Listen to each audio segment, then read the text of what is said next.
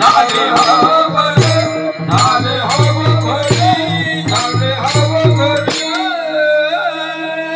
बोलावा विठ्ठल, पहावा विठ्ठल, करावा विठ्ठल जीव भावे. आता विठ्ठल म्हणजे काय? विठ्ठल म्हणजे आपला देव. आणि आपला देव कुठे आहे?